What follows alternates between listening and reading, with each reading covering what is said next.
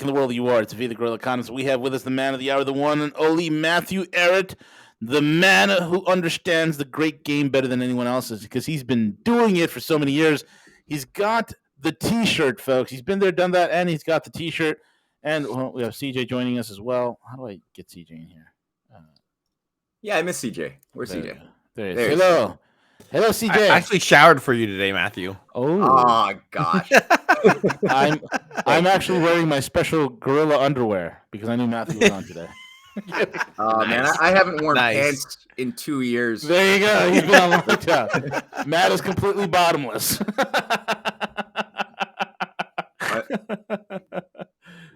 Folks, you can find Matthew Ehret over at CanadianPatriot.org, CanadianPatriot.org, as well as the RisingTideFoundation.net, where you need to get there. Once you get to the RisingTideFoundation.net, you need to get his 2 books, pivotal bombshells on all things geopolitical, geostrategic, geoeconomic. Make sure you go check that out.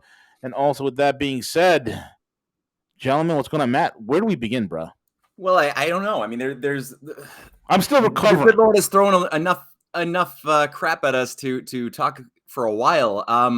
I think that, and I shouldn't say the good Lord. I don't want to blame him for all of the screw ups, but he's granted us with the free will to be foolish. The good Lord's already sacrificed enough, Matthew. Huh? The good Lord's already sacrificed enough. Yeah, right. But enough people are certainly disobeying his law to the point that we have a lot of real self-destructive folly and also some very interesting creative flanking that I know you guys have been touching on this morning. I just listened. I was telling V to a lot of your discussion that you had just had in today's show. Obviously, we can talk about Russia, and we should talk about what's going on in Canada. We should, and I think weaving them together because there's certain common themes that we've seen deployed. From the standpoint of the utilization of psyops, false flags, the construction of framing of false narratives to justify completely unjustifiable dictatorial tyrannical behavior from a sociopathic, oligarchic, technocratic elite that really doesn't. Oui, monsieur, oui. That's good old accordion. Yeah. This technocratic elite obviously has nothing but disdain for humanity, and that includes both the people living here in North America, in the transatlantic as a whole, which is being set up to, or we are being expected to be good little cattle walking into the slaughterhouse, and also sovereign nation states, especially those outside of the cage in Eurasia, Russia being a big target, China being a big target, but really any country which has a desire not to be sacrificed on this altar of Gaia through this whole great reset, which is just another way of saying depopulation, return back to feudalism, but with certain technological sort of advantages that the feudal lords didn't have. But really, that's the great reset. When they're talking about the overhaul of energy policy, energy science, the cutting off of Nord Stream 2, and I know you guys talked about that a lot this morning. I mean, this is suicide. They want Europe to commit suicide as states and as individuals, such that only a small little coterie of accepted golden collar members of the Davos crowd and their hanger honor retainers. The golden shower Davos crowd. Yeah, the golden shower crowd. The golden shower Davos crowd. That's what they do. I'm sure. Oh, that's perfect. Yeah. That's why Klaus wears his black pajamas. That's the real golden generation right there. Yeah. The golden generation. That's them. That's them.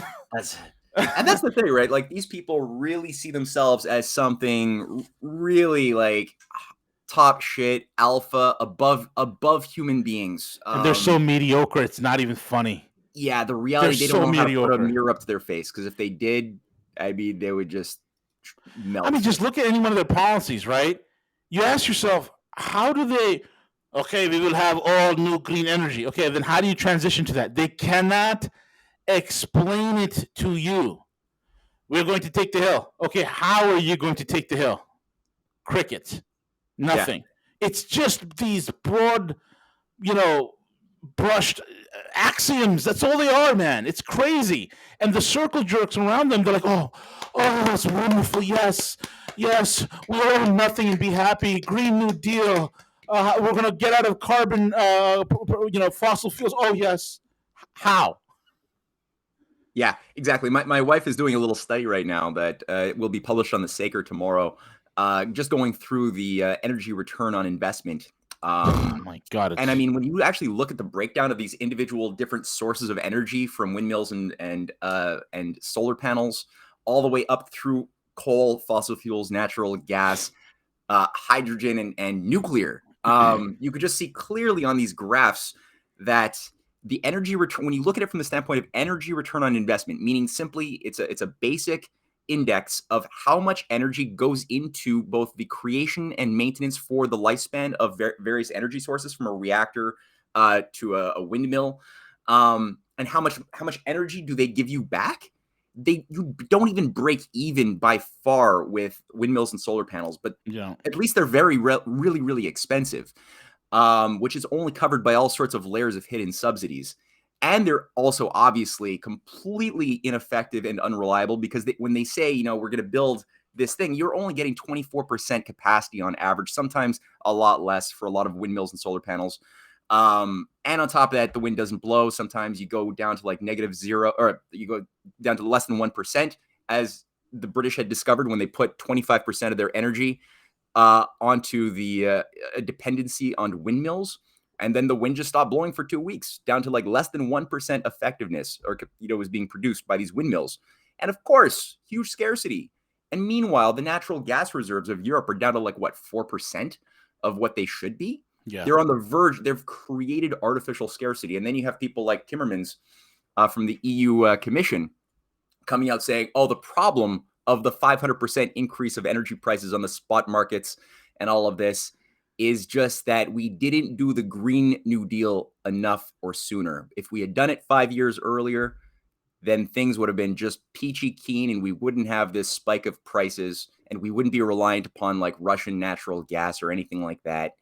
And it's like, and this is all going to be my wife's research report, but she was just briefing me on it, so it's all fresh in my mind. But yeah, it's like, not enough Green New Deal is what caused the energy spike. No. Oh yeah, No. only a Like, how retarded people actually moron, think. only a retarded PR agent would say something so stupid, Matthew. Yeah, it's like not enough bloodletting. Like, why am I dizzy? I've been bloodletting for the past 6 days. Like, why am I getting dizzier? It's like not enough bloodletting. You didn't start sooner. I should have severed an artery, and none of this would have happened. Yeah, exactly. That's Western logic these days. These people are idiotic, man. Yeah.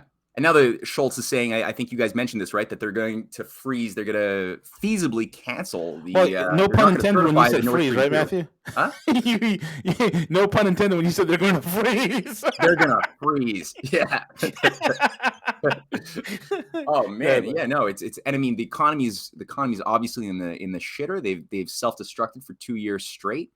On top of that, you have the entire Build Back Better for the World, Green New Deal, Great Reset thing, which is all different ways of saying the same thing, which is like big slaughter kill on behalf of a technocratic elite.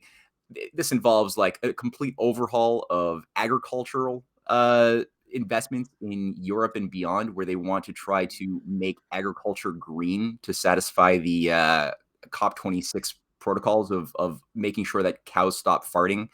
So apparently the way to do that is to just stop making meat and make it really, really financially impossible to raise cattle, do things like that, that are all just very bad for the environment, and instead just allow Monsanto to have free reign and produce and control all of the seeds and other things that so far the European farmers have been resisting for much longer than the West here, where we already succumbed a long time ago. So they have all of these really insane programs, which only will increase scarcity, increase death, increase, want and suffering. And that's really the design. It's not like these things, we shouldn't be surprised, like, oh, we tried, globalization, we tried to make it work, and now we have all of these bad side effects. And it's like, no, those bad side effects was the design. They said these nice things to get you to drink the Kool-Aid, but it was always poison. And it's the same thing for the Green New Deal. And this whole idea of like rewiring society's values the way a lot of these sociopathic bankers have been saying we should, like Mark Carney and other World Economic Forum trustees, where they're saying, like what? Now that we're going, the neoliberal order has proven itself to not work, and so we need to now restructure all of our values, including how we invest in finance and everything else. And so the idea should be that we need what is it, $130 trillion to be invested in green energies, while contracting all investments from dirty, companies that produce pollution. Specifically, when they say pollution, they mean carbon dioxide, of course. Yeah. They don't mean the mining companies that are extracting and destroying giant swaths of territory in Africa. They don't mind. They're not talking about that, because they need that to happen to, produce the rare earths for their solar panels and photovoltaic cells. So that's fine, of course, in the Amazon, and keep on like extracting those rare earths for solar panels. Keep on doing that. But they mean carbon dioxide, the thing that is like plant food that we all breathe out of as part of like life. That's what has to be illegal, is the means to actually sustain a life and incentivize financially all activity which reduces life. So if you want to invest in something like, that's going to industrialize a city or a state or a nation, and that's going to give them the ability through, let's say, building a nuclear power reactor, the means of standing on their own 2 feet, then you will have your credit seized up. You will not get insurance under this type of green financial agenda. You won't get loans. Already, many of the biggest Wall Street banks do not provide loans to companies that produce too much carbon dioxide. And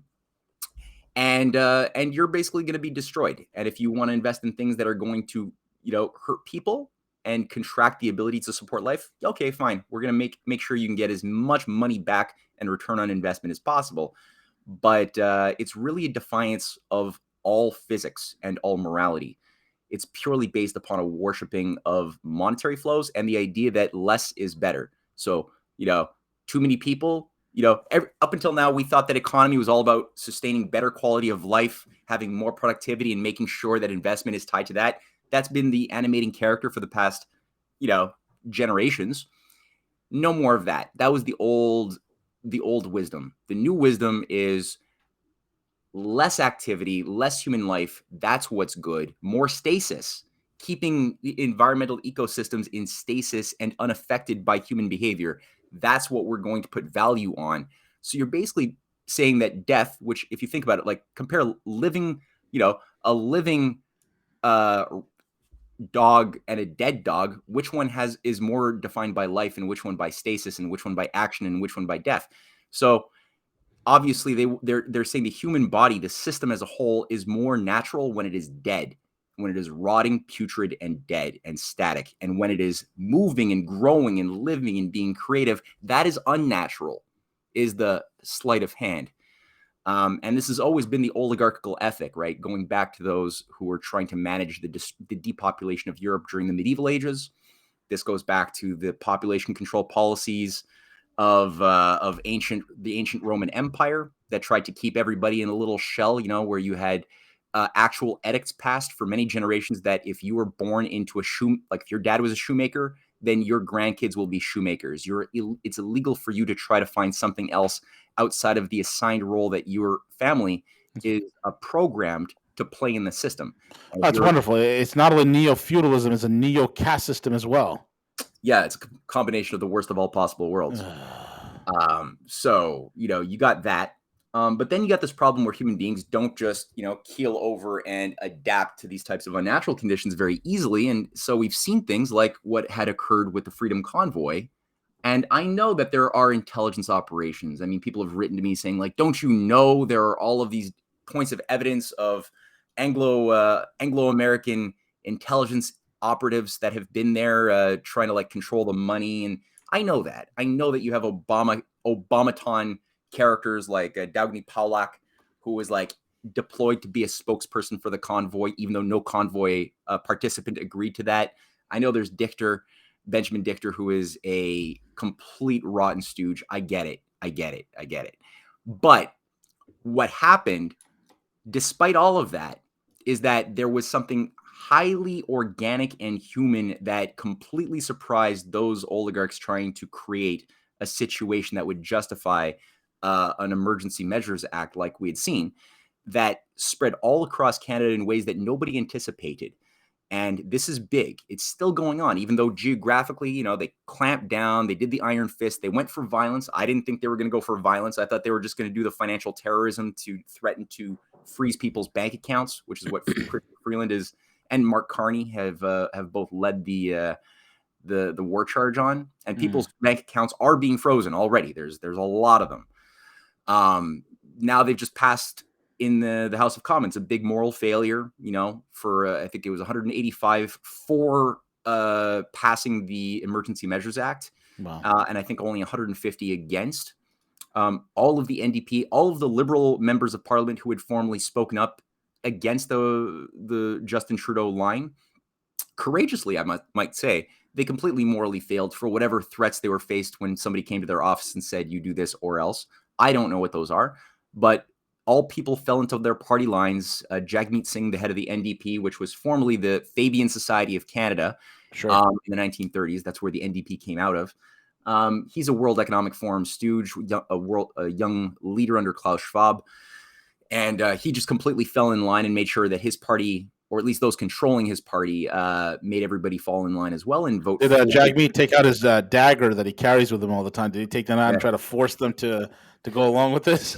Yeah, maybe. I don't know. I mean, it's wild because the amount of Sikhs, the Sikh population in Canada, who are totally opposed to the vax mandates, are out of this world. Like, I mean, there's a huge amount of presence of Sikhs in all of the different protests, convoys, marches that are currently going on. So even though it was sort of cleaned out in Ottawa for the most part in the downtown sector, you're still seeing a giant manifestation of this thing taking on a different character with convoy arriving in Quebec City. You have gigantic protests that have already been taking place in Toronto this weekend and that are planned throughout Calgary, all over the place. So it's taken on, again, a different character as more of a fluid movement. You have in Washington, D.C., obviously, what's going to be departing, I think, this week from Southern California to Washington, D.C. And I mean, they're already putting up barricades and fences. Just in time for the State of the Union by President Brandon. Yeah, exactly.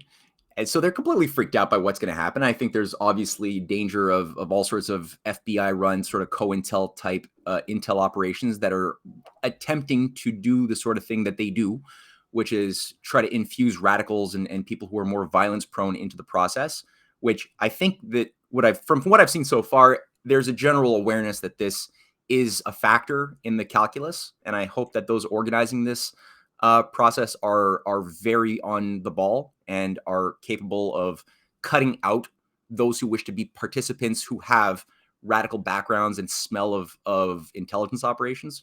I hope that they can do that, even if money is being offered to them and numbers of people who might be impressive in number are being offered by certain groups. I hope that they keep those out. We'll see where that goes. But so far, it's a very good process, and same thing for Europe.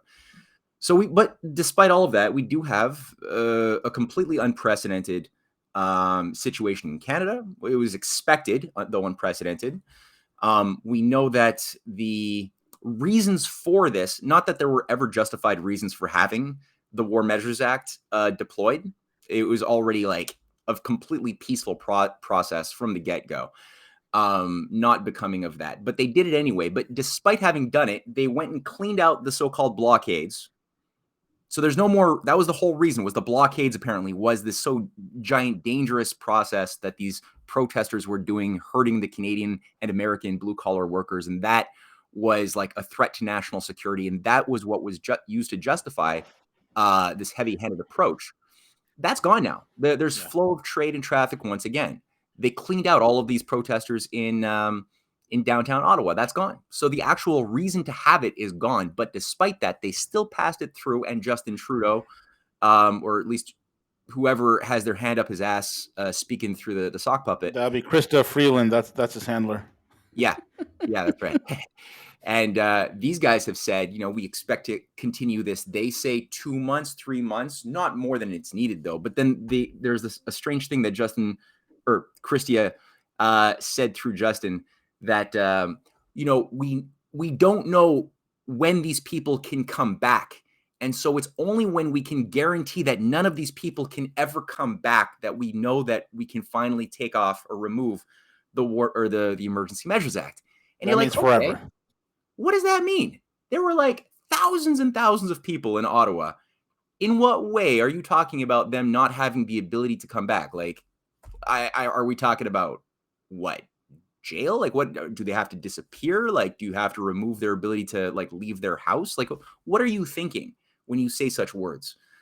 So obviously, I mean, I'm getting a whiff of like a lot of the Hitler Enabling Act smell in the air. Obviously, when you look at these World Economic Forum ghouls who are just creeping and crawling all over the executive branch of our government, half of the cabinet, right, is what Klaus Schwab celebrated in Canada as being young leaders, World Economic Forum young leader graduate, sort of like a low-level Rhodes Scholarship indoctrination program.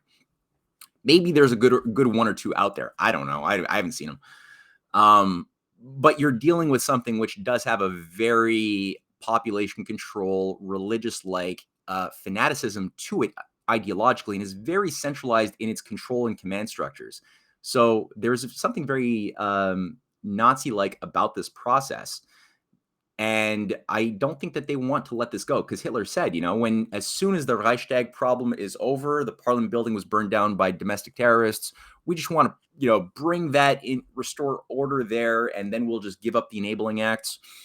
Then they never had the intention of giving those up. So I'm getting a sense that that's sort of what we're looking at here. The part of this calculus that doesn't equate for them is that you have real human beings who are being human and who are organizing in a very peaceful way, and that's the key. They want the individuals within. Oh yeah, there you go. What's that? Is that the list of all of the young leaders? That is all the young leaders that I have penetrated. I mean, I've penetrated the government. Maybe I penetrated them. I'm not sure. Yeah, that's I like that. I mean, it's horrifying, but I like that image. Please send that my way, please. I will send it to you. Thank you. I cannot see my boy Jagmeet. He is somewhere here. I think he cut himself off in this picture with his dagger. I will send it to you later. Thanks. There should be an honorable mention there for Mark Carney, who's not yet a member of the government officially, but he is largely a power shaping policy in ways that people don't realize. And in fact, the entire freezing of bank accounts was first made public as an idea put out there by Mark Carney, another World Economic Forum trustee, on February the 7th. And everyone thought, no, they would never go that far, freezing people's accounts. But it's very similar to what they've been trying to do to countries trying to do business with Europe, with Russia too, right? It's the idea of, if you've put money into this process, if you have, you've helped out with the Freedom Convoy in a financial way, we will economically sanction you. We're going to freeze your accounts. We're going to, make it impossible for you to get insurance. Even businesses that were handing out free coffee in Ottawa to the freezing cold protesters, even these businesses are now being targeted in all sorts of really terrible ways. But that's what they've been doing to Germany, to France, to other countries who have businesses, companies that obviously are very economically integrated into a relationship with Russia. And they're being basically told that no, especially now that Russia has recognized Donetsk and the Lugansk People's Republics, which they're saying, oh yeah, that's just more evidence of the invasion that we have been warning about. Obviously, it happened. Look, it's like, no, but that's not an invasion at all. They literally just recognized what the vast majority of the people living there, I would say like 100% of the people living there, have wanted for the past 8 years, which is protection from the neo-Nazi groups that have been put into power and deployed as the Azov Battalion to do terrorist acts and shellings and bombings of these. I mean, these are Russians who live in Ukraine. It has been part of Russia for hundreds of years. Yep. They've wanted only many have wanted to join Russia. Russia thought that was maybe unwise. And instead, what now they've been forced to do is say, okay, well, the Minsk agreements, which they were a part of crafting the 2014 Minsk agreements. And, that was very functional. Just simply talk to the people on East Ukraine. Treat them as autonomous regions that have a certain administrative autonomy, but they're still parts integrally of Ukraine, just like Crimea was. It's still part of Ukraine. and all's good. Just don't join NATO. Stop it. That would have been great. It was clear that the Kiev forces were always in a sabotage against that very rational approach. And so now they've been forced to simply say, okay, well, look, let's just recognize these as sovereign countries. They're now providing, they've voted up in the Duma to send in peacekeepers, and they've signed some incredible, very important cooperation and friendship agreements with these two republics, which are very strategic. And obviously, it's not part of the rest of Ukraine. They're not invading Ukraine. So again, I'm sure we're going to see now an increased density of lies. Well, we've already seen that. Biden just started talking 25 minutes ago on the topic. I haven't listened to it, but I'm curious to see what he says. Obviously, it's going to be based upon a bunch of threats to possibly. I think it's only a matter of time before they expel Russia from SWIFT.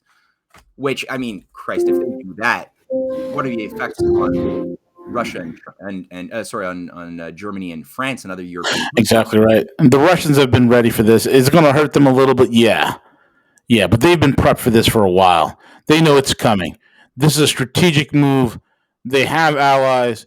Look, they understand that they can continue servicing the broke and solvent Western nations, or they can go to the liquid hot, cash-rich, booming Asian economies.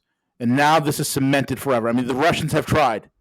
God help them, they have tried to deal with us. And we are absolutely insufferable. We're run by demented, idiotic people. Yeah, no, Timmermans even said, the EU Commission head or vice president, he even said this is the worst atrocity that has been seen on European soil in history. Or maybe one of the worst atrocities ever seen on European soil in history. Not a single person dead.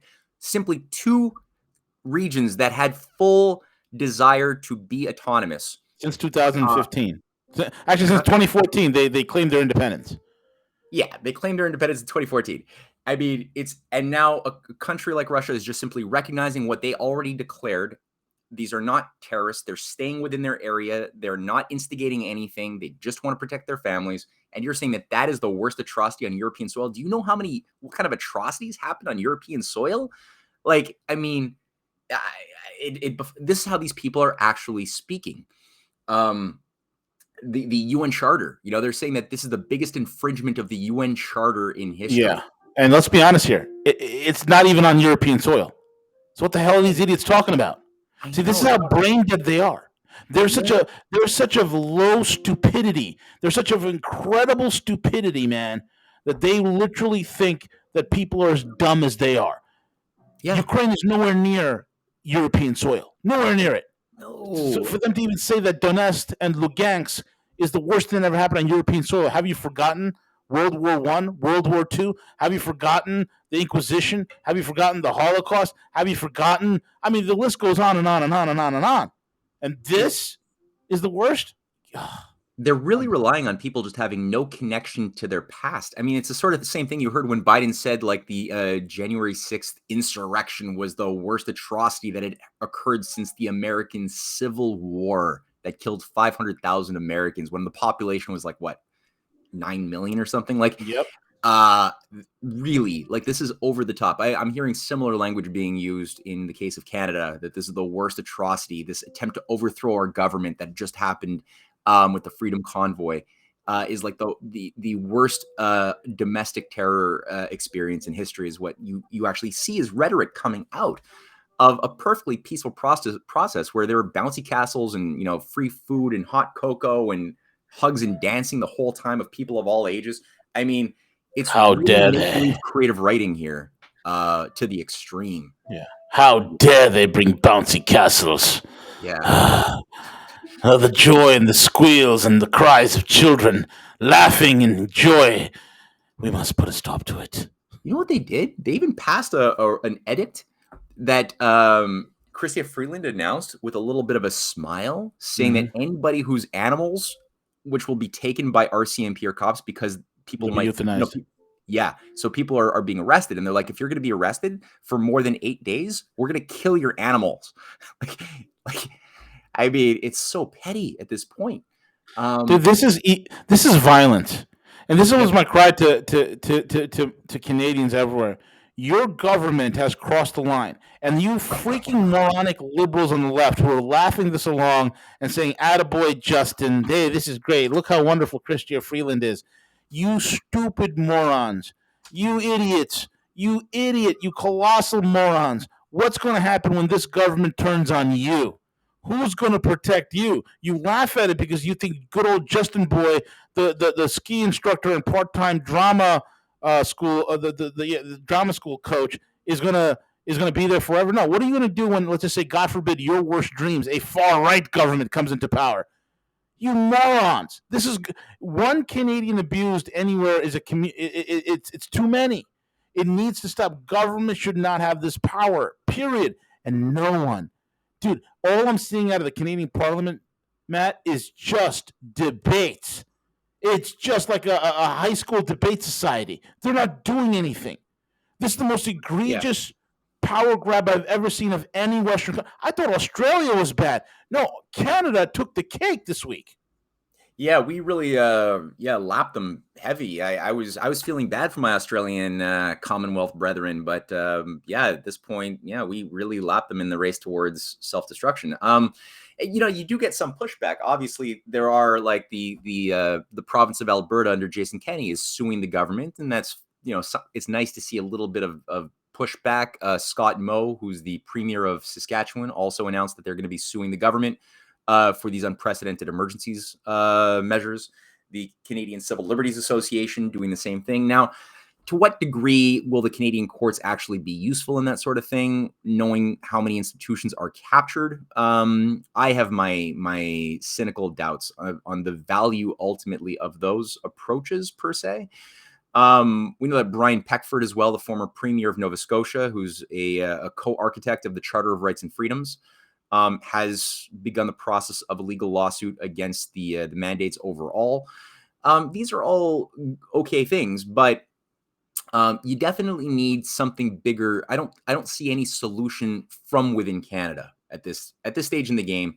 It's very important that Canada did provide a spark plug, and that this movement is continuing in a very, I would say there's certain very key, important Christian principles of love, of peace, of simple command and demand for freedoms that is animating the hearts of people who are willing to. It's like Martin Luther King with his approach to civil disobedience and the peaceful approach, very much unlike the Black Power approach that was all full of FBI COINTELPRO operatives, where they wanted to really just buy guns and take the war to Whitey. Was sort of the logic.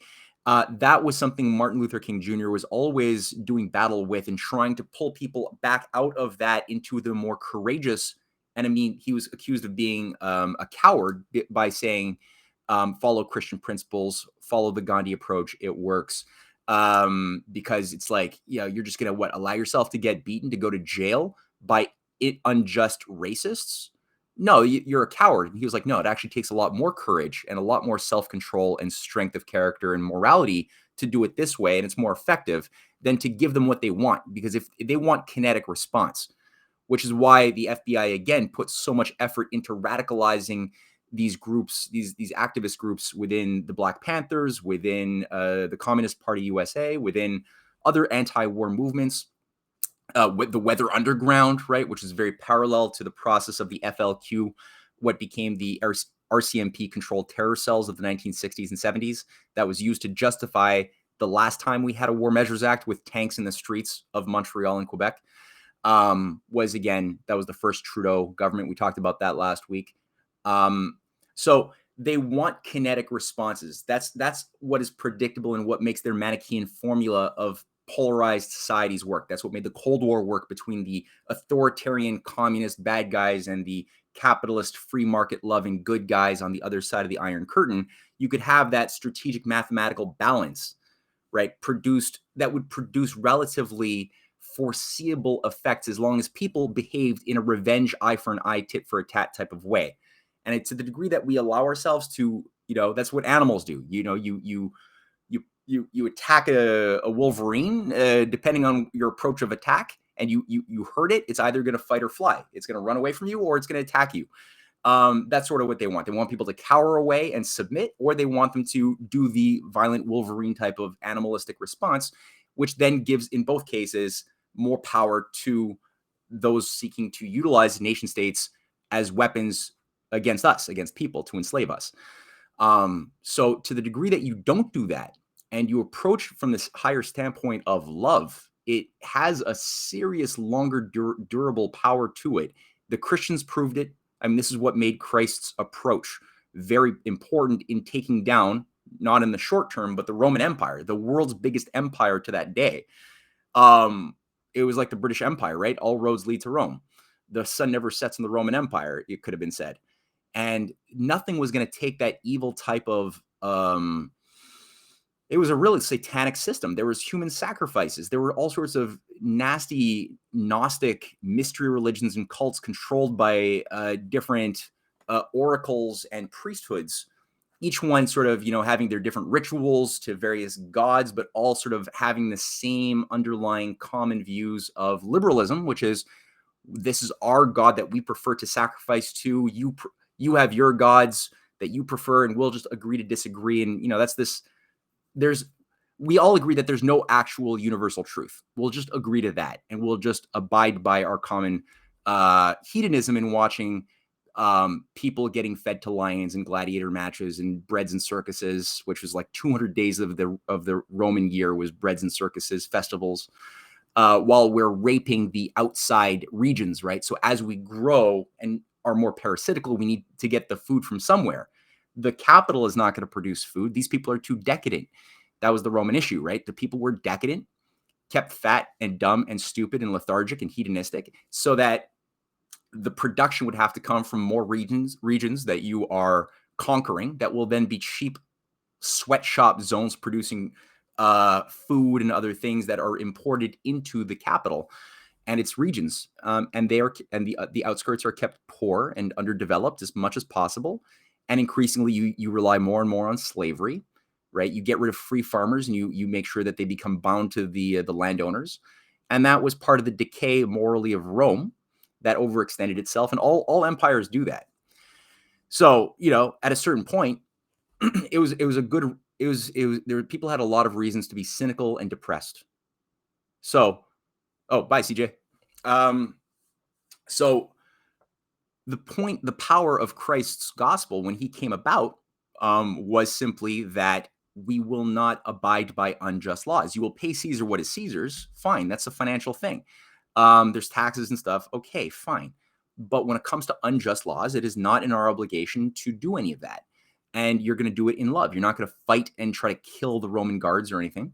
And just seeing, there's Roman torches, right? I mean, thousands of Christians were burnt.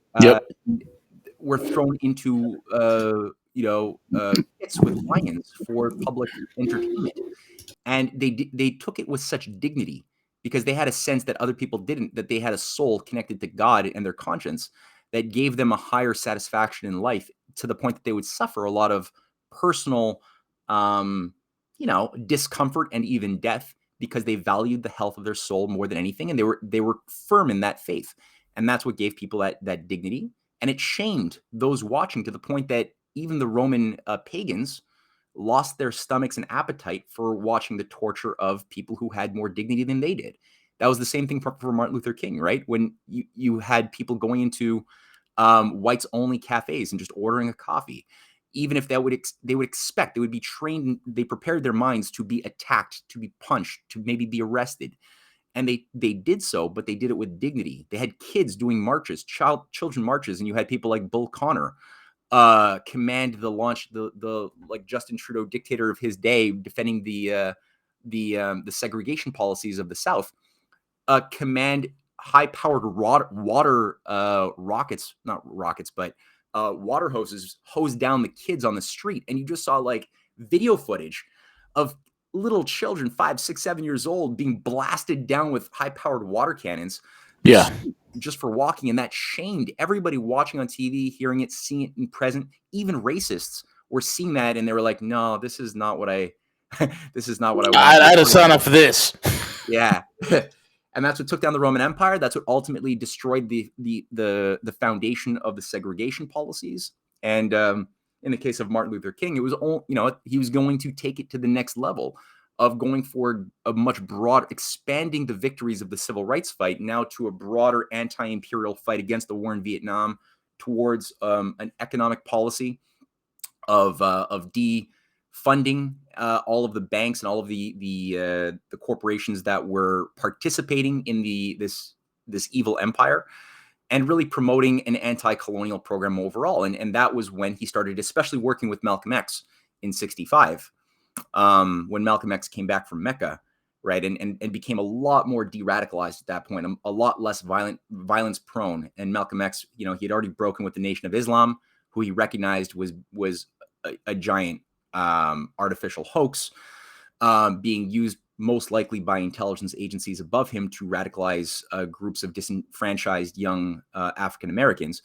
But it was not based upon what real Islam was, is that he discovered when he actually went to Mecca and saw people who weren't just black, but were all colors, who were all worshiping Allah. And he spoke to a lot of really high level people along the way and came back a different person, and had meetings with Martin Luther King saying, "I'm sorry, I attacked you for being weak. I see where the value is in your approach, and tell you what, I'm not going to stop with my approach completely, but I got your back." So it was only months later that he ended up getting killed. Yep. And Martin Luther King's, a couple of years after that, right before Bobby Kennedy. But it was all because they were all channeling the exact same thing, which is an Achilles heel to oligarchs for always, has been, always will be, of ultimately not just love in a flaky sense, but through action, that we demonstrate our love and understanding of our fellow man by acting in accordance with natural law, by helping the poor develop the means to stand on their own 2 feet. That's what Bobby Kennedy was talking about when he was going through African development projects, also India and other countries, to help them not by, if you got overpopulation problems, you got 2 solutions. You can either impose population reduction policies, which is what oligarchs want to always do, or you can help people utilize the resource of their minds, give them the means of having infrastructure, industry, right? Give them something to develop and understand what their talents are. And then all of a sudden you'll find that those population restrictions or constraints are no longer really there. They were the effect of just simply not having creative ideas in motion. And you'll find that all of a sudden the tension, the cause of, conflict, divide and conquer measures, paranoia between one group or one language group or race versus another language group or race or religious group that don't understand each other because they're all fighting in a world of scarcity for diminishing returns. When you get rid of the scarcity, all of a sudden there's a lot more place for understanding and real dialogue to occur, which is why, again, the Russia-China alliance is so scary for this sociopathic elite that wants to sacrifice Europeans, it wants to destroy nation states, it wants to sacrifice Canadians and Americans, all on an altar of a mathematical model that they've programmed in a computer that says that the world population can only be sustainable at about 1 billion or so, maybe less. They're committed to that religiously. And other countries don't want to sabotage their ancient religions and are making action in accordance with that intention to not self-sabotage and instead invest in building things like we've never seen in human history. $3 trillion already invested in the growing Belt and Road Initiative. And we just see all sorts of manifestations of that. So they're really afraid of China. They're afraid of Russia. That's why they've put all this resource and investment into capturing Taiwan and Ukraine, into the U.S. military-industrial complex, and creating these false narratives of Chinese aggression against the Uyghurs and the Hong Kongers and the Tibetans and the Taiwanese, and Russian aggression against everybody. It's all fake. It's completely fake. And, ultimately what they're doing by cementing the borders of the multipolar world, and those borders that end pretty much running around the 38th parallel from Ukraine all the way to Taiwan. They know, look, they've lost Africa. They lost Asia. All they have left is a little smoldering of Eastern European countries like Ukraine, like Lithuania, Latvia, and whatnot. And then you have Europe. Mhm. And what the Europeans don't know, and this is what Europeans need to get privy to very quickly, they are about to fall into an absolute darkness. They're going to go into a life that is the modern equivalent to pre-industrial levels, and it's going to be horrific for them. I mean, they will freeze during the winter, they will burn during the summer. Their industry and their production is going to be gone. Germany held out as long as they possibly could. Now we're going to see the gutting of German industry. It's terrible what is coming from them, all to prop up the dollar fraud, all to prop up the bond fraud, all to prop up the continued fraud from the City of London and Wall Street. It's terrible what is happening. And this is why they try to stop Russia and China. Any country linked up to Russia and China hits the eject button on this globalist nightmare. Mm-hmm. And that's, yeah, exactly. No, you're right. And that's, I think, why they've been so desperate to create a new Iron Curtain wall, because they're so afraid that they've been unable so far, though they have tried a lot to undermine the momentum and the growth of the multipolar, system, the Belt and Road Initiative. They've worked on economic terrorism, all sorts of subterfuge to destabilize and to create basically just to destroy it, right? For years and years, since this thing was unveiled by Xi Jinping in 2013. And they've failed every single step of the way. And so all they have left right now are a twofold approach, which is one, we can't destroy China directly. We can't destroy Russia directly. So try to undermine and destabilize the environment around which these countries exist. And hopefully that way weaken their forces and then maybe be able to undermine them later on. And number two, try to create and erect as much of an absolute barrier as humanly possible between the transatlantic control zone of the Five Eyes NATO cage and the Eurasian Alliance as a separate thing that we'll try to prevent anybody, whether in Europe, anybody in North America, from trying to make maneuvers to jump on that ship when we have the Titanic going down here in the West. Because the system is being designed to blow out. You can almost see it. Like the flight capital out of Canadian banks is really beginning to get out of control. And people obviously don't want to invest in a country that's willing to freeze the commercial accounts of their businesses for having helped out with invested a few bucks in a freedom convoy, let alone its own residential accounts and people. So this is like not an attractive place for people to invest in.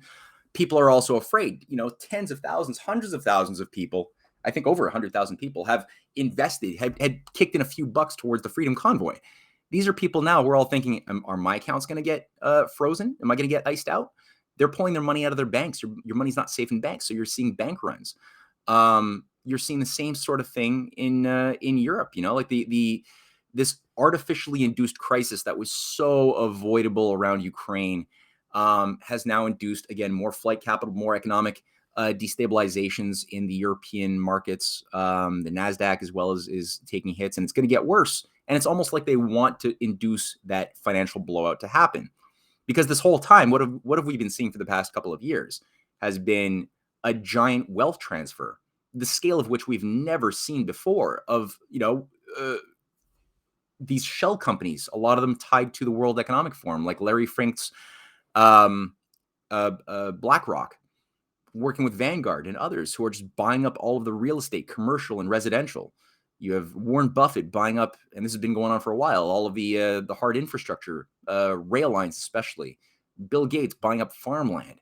So they're on the one hand deflecting people and getting people to just think on a much lower level about their personal survival and creating parallel economic little mini economies, because forget about saving your nation, just think little, think local. And if they get everybody to do that, then I think they've succeeded in getting us to sabotage ourselves and put our money. I've got no problem intrinsically with Bitcoin, but I'm sorry, it's being used currently to get people to pour their cash into something that they think is safe. It is probably going to increase in value quite a bit as the financial system continues to blow out, and people put their money in anything that they could think of that has some semblance of stability. But it's going to blow. It's like a tulip bubble that itself is also going to blow, and it's virtual. Who controls the energy grids, the electricity grids that power the Bitcoin mining facilities that use a lot of energy?